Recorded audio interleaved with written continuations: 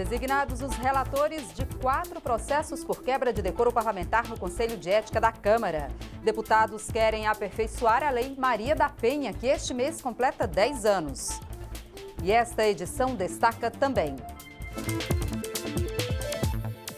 para reduzir a violência, deputados querem tornar obrigatória a instalação de câmeras de segurança em estacionamentos particulares. Comissão de Segurança Pública aprova a proposta que estabelece normas para a utilização de animais domésticos pelas forças policiais.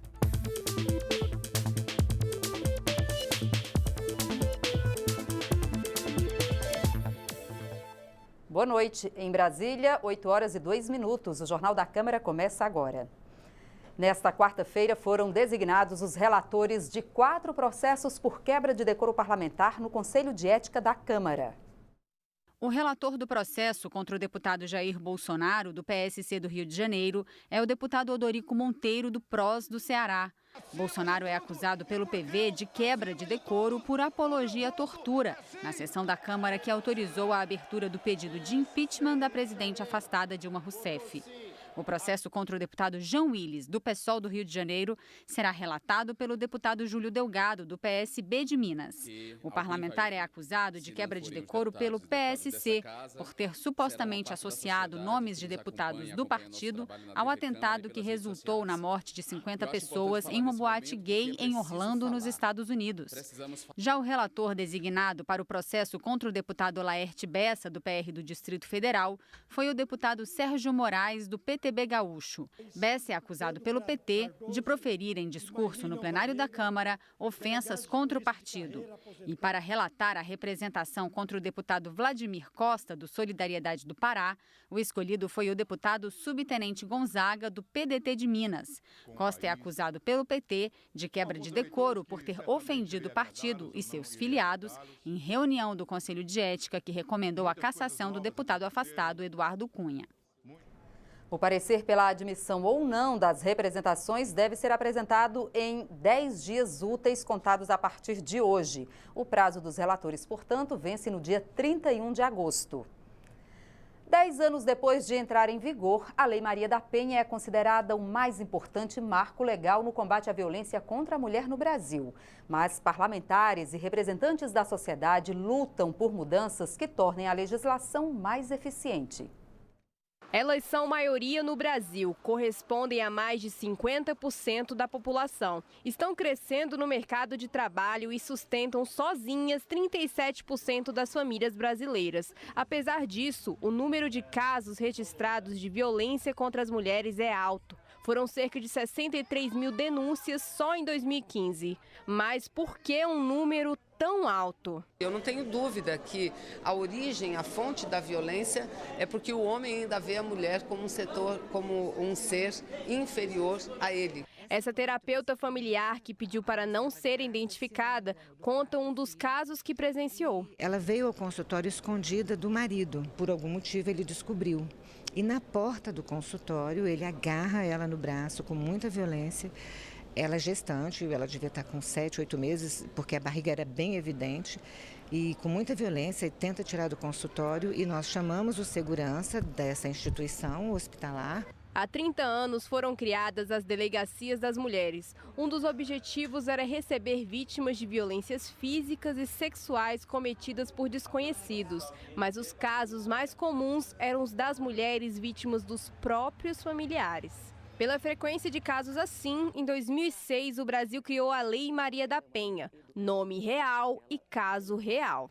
Maria da Penha Maia Fernandes foi vítima de violência doméstica durante 23 anos. Sofreu 2 tentativas de assassinato e em uma delas ficou paraplégica. Depois de 19 anos de luta na justiça, seu marido foi punido. E o maior desafio foi mostrar para a sociedade que o ambiente doméstico e familiar, ele não era mais recluso a 4 paredes. Se estiverem acontecendo crime, nós do poder público podemos entrar naquele ambiente doméstico e familiar. Então hoje, segredo de casa não é mais só de barata. Hoje, em briga de marido e mulher, nós temos que entrar sim. A lei trouxe as seguintes mudanças. O atendimento passou a ser realizado por juizados especializados em violência doméstica contra a família.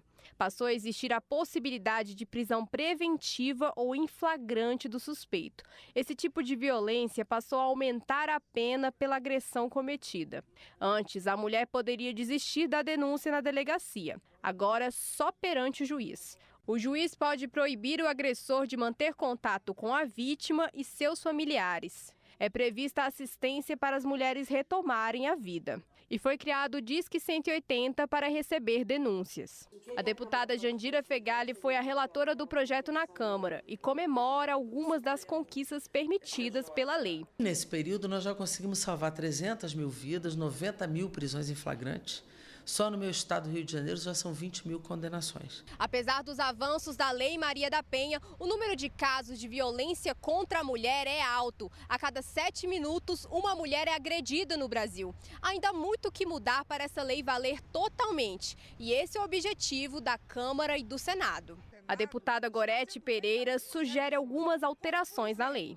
As medidas protetivas que hoje são dadas através do juiz, do setor jurídico, nós queremos trazê-las para os delegados e as delegadas, porque é quem a mulher encontra primeiro. Nós precisamos aprovar também cirurgias reparadoras para pessoas que sofrem agressões, principalmente no rosto, porque essas mulheres ficam sendo humilhadas e com problemas enormes psicológicos de depressão, chegando até suicídio. A promotora de justiça Liz Eliane Mendes acredita que a lei facilitou a caminhada para a diminuição da violência contra a mulher. E isso não muda, infelizmente, em 10 anos. Então, precisaremos de muitos 10 anos, de muitas décadas, para realmente transformar o olhar da sociedade em relação à mulher, valorizando todas as suas potencialidades e eliminando as formas de violência a que as mulheres são submetidas.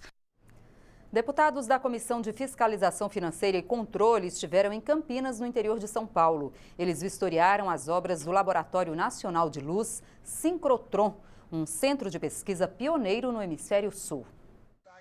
O presidente da Comissão de Fiscalização Financeira e Controle, deputado Léo de Brito, e o deputado Ciba Machado vistoriaram as obras do Laboratório Nacional de Luz Sincrotron, o primeiro laboratório do Hemisfério Sul de alta tecnologia para pesquisas em física, biologia estrutural e nanotecnologia. Com 40 estações experimentais instaladas em um prédio de 68 mil metros quadrados, o LNLS vai ser equipado com um acelerador de partículas e laboratórios de última geração. O projeto é financiado com recursos do Ministério da Ciência e Tecnologia. As experiências que serão realizadas aqui vão municiar pesquisas em diversas áreas do conhecimento, como saúde, agricultura e exploração do petróleo. A Comissão de Desenvolvimento Econômico da Câmara aprovou uma proposta que permite a participação em licitações públicas de microempresas e empresas de pequeno porte que tenham pendências fiscais questionadas na Justiça. O projeto de lei complementar modifica o Estatuto da Micro e Pequena Empresa, que considera irregularidades, pendências fiscais questionadas na Justiça. Segundo a proposta, em tramitação na Câmara, ações judiciais que cobram o pagamento de tributos dessas empresas não serão mais impedimento para a participação delas em processos públicos de licitação. São empresas que, por alguma razão, a dificuldade que passam, a crise das empresas, a quebradeira das empresas hoje, eles não conseguem pagar alguns tributos. Então, eles têm débitos com tributos, né? Pagam o empregado, mas não conseguem pagar todos os impostos que devem. E essas empresas estão alijadas de participar do processo de licitação. O que nós queremos? Que eles possam participar do processo de licitação, desde que esses tributos que eles estão devendo ainda não tenham uma decisão transitada em julgado, né? Então, todos eles, na medida do possível, eles vão pagar esses tributos. Então, o que a gente quer? Que eles possam participar. Hoje, o Brasil precisa gerar emprego, eu não posso quebrar a empresa. O micro e pequeno empresário é aquela empresa familiar, aquela empresa de 2 companheiros que fizeram, 2 amigos que fizeram uma empresa e deu certo, e estão passando por dificuldades. E muitas vezes ele tem que fazer uma opção: paga o salário, paga a energia ou paga o imposto. Se ele entrou na justiça alegando que aquela débito que foi imputado a ele não é devido e não tiver nenhuma condenação, ele vai poder participar nessa licitação para vender. Até por quê? Porque aquela venda pode ajudar ele a pagar esse tributo, o tributo que ele deve. Mas, para este microempresário, a proposta pouco ajuda as micro e pequenas empresas nos processos de licitação. Segundo ele, a maioria delas não tem problemas fiscais. Eu, sinceramente, tenho bastante receio de que essa vai ser uma medida que vai ser realmente eficaz. Até porque grande parte desses débitos eles vêm das corporações grandes. E a parcela de micro e pequenos empreendedores que se aventura a entrar numa licitação já é muito pequena, se comparado às das grandes. Então, talvez existam outras maneiras de se fomentar melhor a participação dessas pequenas empresas para que você tenha um serviço público que realmente distribua, né, a utilização do serviço que ocorre dentro dos cargos públicos para poder fazer uso por pequenas e microempresas. A proposta aprovada na Comissão de Desenvolvimento Econômico deve ser analisada ainda pela Comissão de Finanças e Tributação e pela Comissão de Constituição e Justiça antes de ir a plenário. Para este tributarista, a proposta deve sofrer modificações, uma vez que ter uma ação na Justiça não configura irregularidade. O problema é a existência da dívida. Micro e pequenas empresas venham participar de processos licitatórios, elas tenham melhores chances de contratação caso tenham algumas pendências de dívidas com o Estado. E você vai ver depois do intervalo. Comissão de Legislação Participativa da Câmara debate as políticas sociais do governo para o combate às drogas. E você vai ver também. Comissão de Segurança Pública aprova proposta que estabelece normas para a utilização de animais domésticos pelas forças policiais. A gente volta já.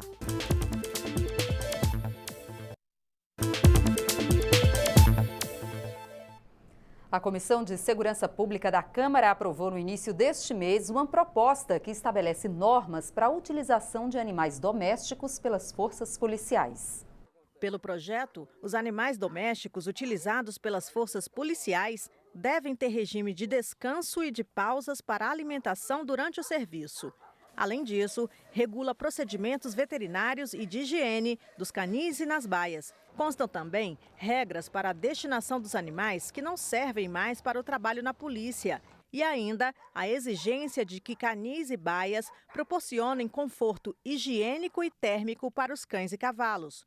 O capitão da Polícia Militar, que atua no Batalhão de Policiamento com Cães, destacou a necessidade de haver normas para a lida com os animais. É preciso normas, né? Porque o animal ele não pode ser empregado de uma forma qualquer, né? É preciso haver uma doutrina, é preciso haver um conhecimento técnico sobre as limitações dos animais, né?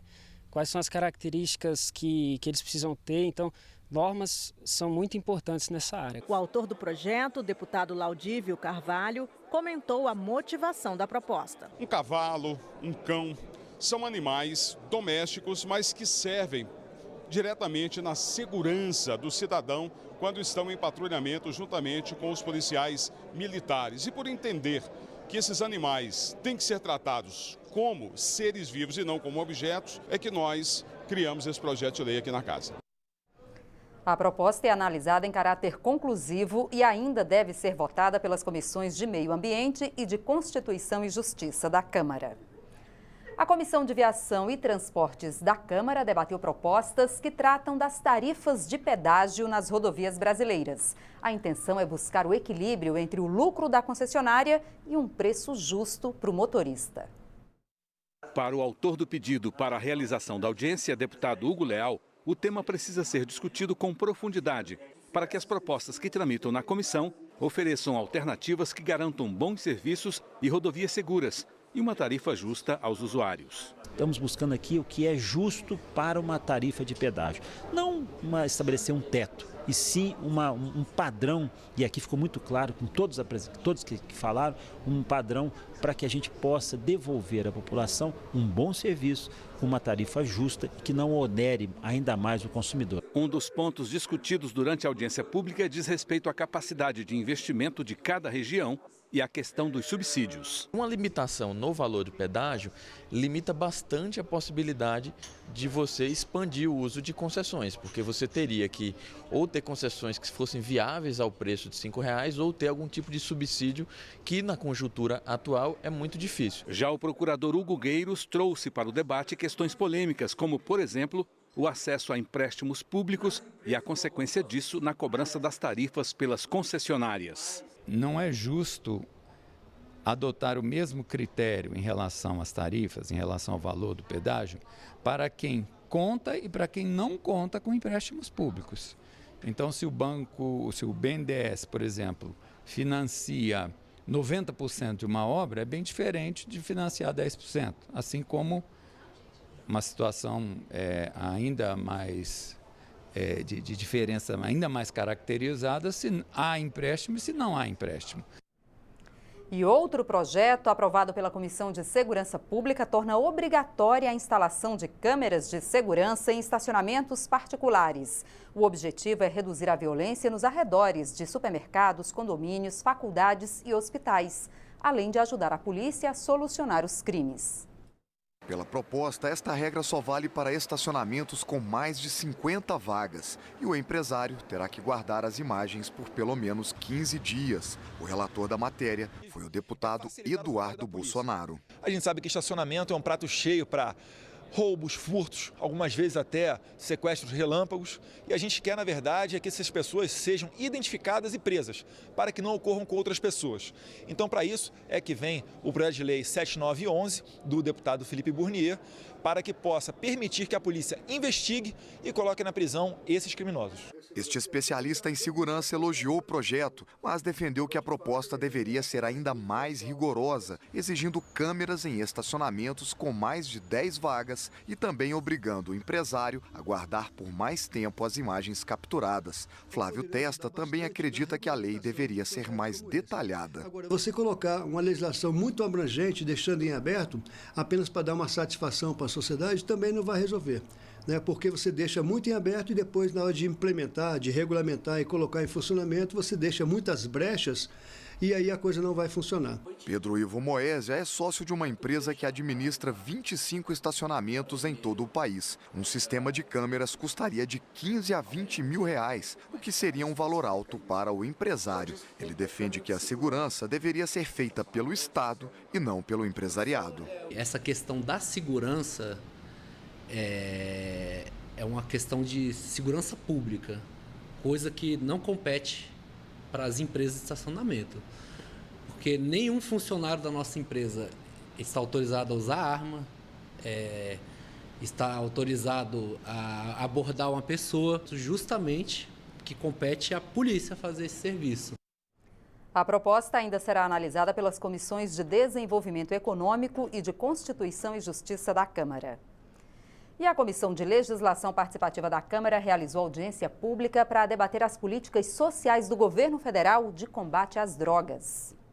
O foco principal do debate ficou em torno da descriminalização do usuário de drogas. Os convidados realçaram a importância da manutenção dos avanços nas políticas públicas voltadas para a questão, já que o país vive um momento de transição política.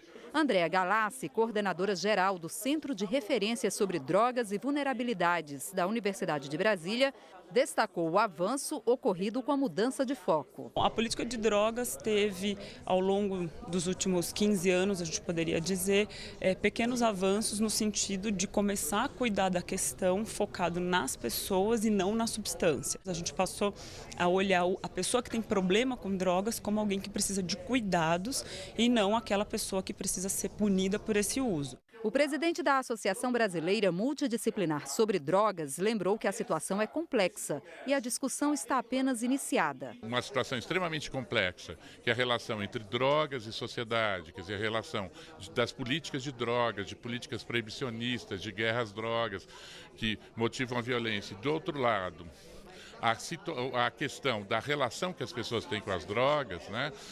Então, é algo que reveste toda essa complexidade que a gente apenas começou iniciou essa discussão pública. Maurício Fiore, da Plataforma de Políticas sobre Drogas, uma rede de atuação entre organizações, comentou sobre a pesquisa feita por sua rede junto a deputados e senadores para entender o que eles pensam acerca de política de drogas. Nós realizamos uma pesquisa aqui na casa e a gente percebeu que os deputados, eles ainda têm uma visão muito conservadora sobre drogas, mas tem muitas aberturas. Por exemplo, a maior parte deles é a favor da não criminalização do usuário, coisa que a gente não esperava, né? E também a favor, por exemplo, da utilização da maconha para fins terapêuticos e medicinais. Já a deputada Érica Cocai realçou a importância de se discutir a descriminalização das drogas. Nós queremos discutir a descriminalização das drogas.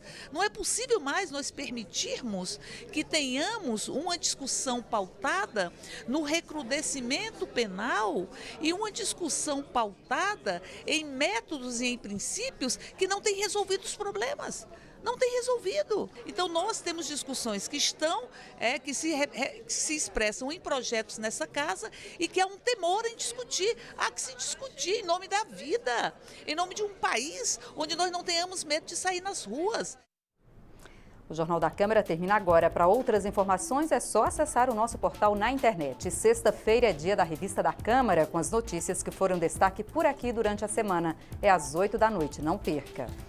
Encerramos esta edição com as imagens do Congresso, que está iluminado na cor laranja, em comemoração aos 10 anos da Lei Maria da Penha. A gente volta na segunda-feira. Até lá. Tchau.